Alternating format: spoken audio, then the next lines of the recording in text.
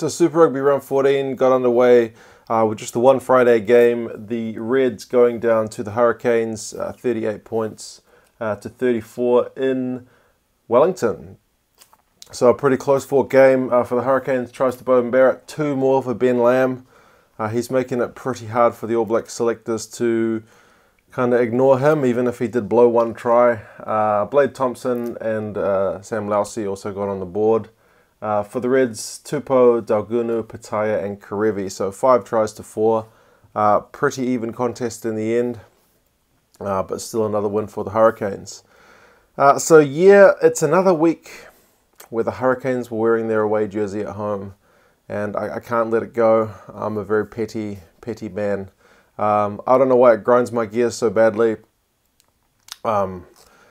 I know previously the reason they've been wearing their black jersey at home, even if it's a pretty nice jersey, I admit it's a pretty nice jersey, is because an away side has been visiting them while wearing white, and the New Zealand refs only have uniforms in white and yellow. So if the away team's in white, the Hurricanes themselves can't wear yellow and were forced to wear black.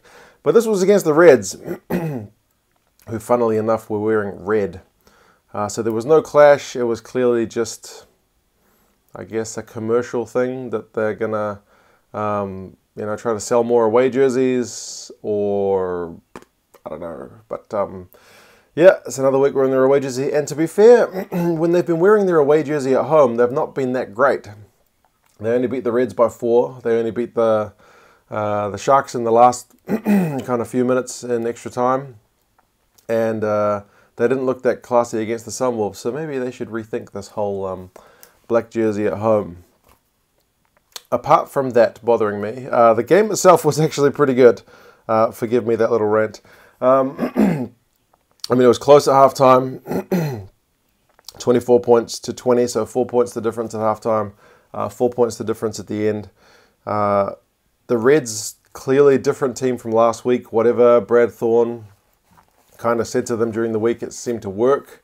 Against the Sunwolves, they were just so poor. Their defence was poor. I mean, they led in 60 points against the Sunwolves, and yet when they visited Wellington, they only led in 38. It's a pretty remarkable turnaround. And their defence 5 metres out, for the most part, actually looked pretty good.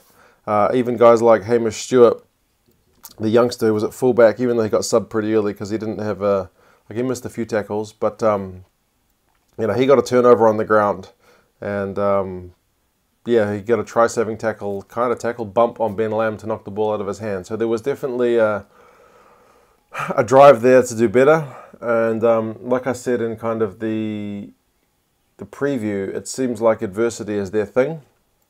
When you're the underdog, you got to stand up and make yourself kind of counted, and that's what they did. For the Canes, definitely not as clinical as they would have liked, and they were showing that if you put pressure on them around the fringes, the big boys busting it up either side of the ruck, there's some vulnerability there. The Reds have got some big boys, and like Taniela Tupou for one, or somebody getting a bit of pay just in and around the fringes. So I guess other teams will be looking at that with interest. But, I mean, in terms of stats, the game itself, I mean, possession 65 and territory 69 to the Canes. So I suppose in reality they probably should have been more comfortable winners, given how much of run meters, other things were all in their favour. But, yeah, it was just more impressive from the Reds, I suppose.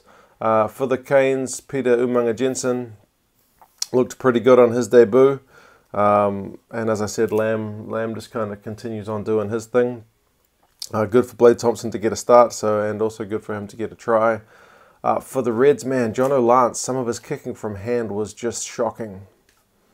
Like, balls off the side of the boot, and one penalty he kicked for touch just went miles dead. It was just, it was not great. And when you go into Wellington to play the Canes, you need to be on your A game, and it's mistakes like that that cost. I mean, I'm not saying that the Canes were on their absolute A game either, but if they are going to give you that kind of sniff, you need to be taking your chances, and it just wasn't quite enough for the Reds. But I mean, still, a bonus point from this game is very good news. I think they were expected to get beaten by a whole lot. I can't actually remember the number off the top of my head. 29 points.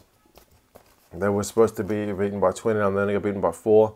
So this is another week where an Australian team has gone into a pretty tough New Zealand opponent, like after the Waratahs facing the Crusaders, and gone kind of right to the death and had a chance to win it kind of at the end. So the real winner for this one, you'd have to say, as a mosquito flies around my room, I really want to smack it. Excuse me. It's good for Super Rugby because too long we've seen games which are just a mismatch where it's predicted to be a 29-point win, and it is a 29-point win.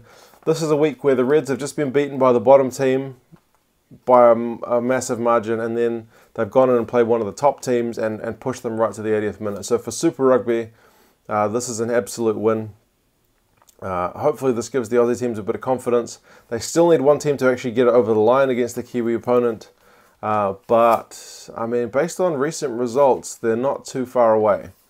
So hopefully when it happens, it'll happen with a bit more regularity, and we'll get some more parity in the New Zealand kind of Australia matchups. The Canes have got the Crusaders away next week, which will be massive. Both sides have kind of shown that they're not flawless, that they're both prone to a bad week, or not a bad week, but at least in a week where they're not at kind of peak performance. And whoever's not operating at 100% in that game is surely going to suffer. For the Reds, they got the Highlanders at home, so another chance to take a Kiwi scalp. We'll see how they go back in front of the Queensland faithful. Hopefully this result will encourage more fans to get out there for that one.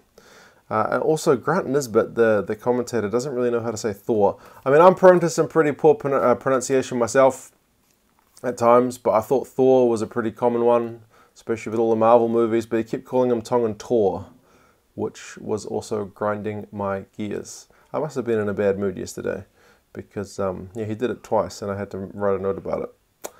Anyway, what did you guys think of this game? I thought, yeah, like I said, a pretty good ad for Super Rugby overall. Quite a few tries, some good skills, and importantly, a close contest. So, yeah, all good, encouraging stuff.